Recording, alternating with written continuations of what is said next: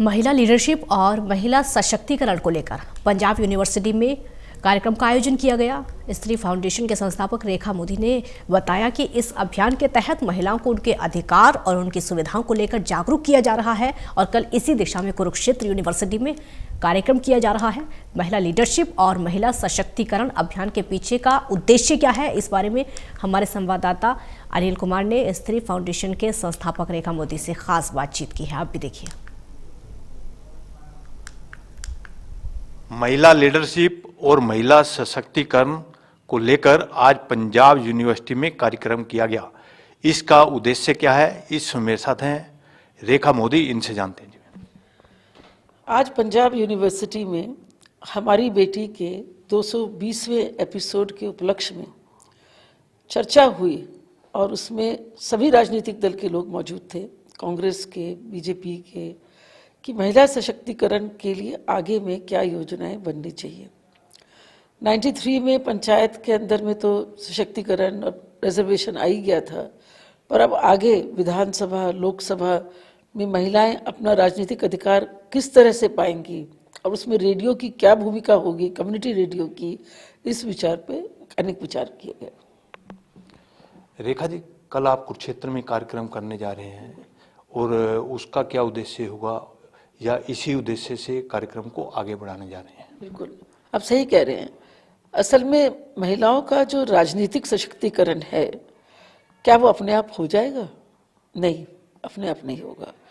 हर चीज़ के लिए एक ट्रेनिंग की दरकार होती है।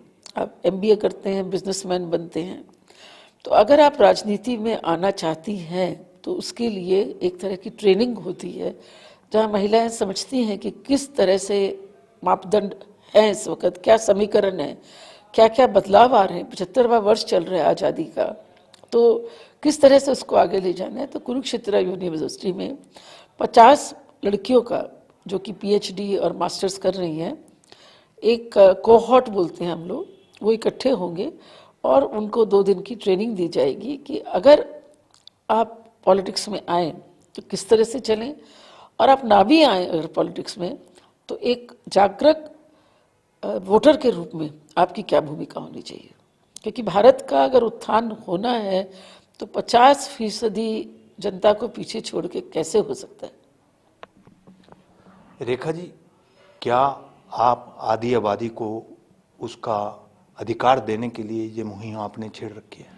बिल्कुल, क्योंकि मेरे खुद के 2 लड़कियां हैं और मैं एक व्यवसायिक परिवार से हूँ और मैं ये जानती हूँ कि 2006 में जब नए नियम आए थे, औरतों को प्रॉपर्टी के अंदर अधिकार मिला था, उसके बाद एक तरह की क्रांति फैल गई है सब जगह। और दूसरी मैं क्रांति की बात करूँगी जो कि नीचे के तबके की औरत ने भारत को दिलाई है, वह है शिक्षा क्रांति। अगर आज भारत इतना बड़ा पावर बन के चाइना से जूझने को तैयार खड़ा है तो किसके बल पर खड़ा हुआ है? क्योंकि हमारे जो नागरिक हैं सब शिक्षित हैं, महिलाएं शिक्षित हैं, और उनको शिक्षा किसने दिलाई है? गांव की औरत ने दिलाई है, शहर की औरत ने दिलाई है, मोहल्ले की औरतों ने दिलाई है, अपना पेट काट करके लड़कियों को पढ़ाया है। तो आज हमारी जो लड़कियां हैं एक पावरफुल फोर्स के रूप में खड़ी हैं और इंटरनेशनली हमारे प्राइम मिनिस्टर आज ये कहने की हालत में है कि भारत को $1 ट्रिलियन इकोनॉमी बनाएंगे। तो औरतों का जो योगदान है भारत के विकास में वह बहुत है, पर हमें और नियम बदलने हैं, हमें और औरतों के लिए जागरूकता लानी है और उस तबके की औरत के लिए बात करनी है जो कि मुश्किल में जी रही है। ये थी मेरे साथ रेखा मोदी। इन्होंने बताया कि महिलाओं को अपने अधिकार के लिए जागरूक करने के लिए आज पंजाब विश्वविद्यालय में महिला सशक्तिकरण कार्यक्रम का आयोजन किया गया और कल इसी तरह का कार्यक्रम कुरुक्षेत्र यूनिवर्सिटी में किया जाएगा। Anil Kumar, total news, Chandigarh.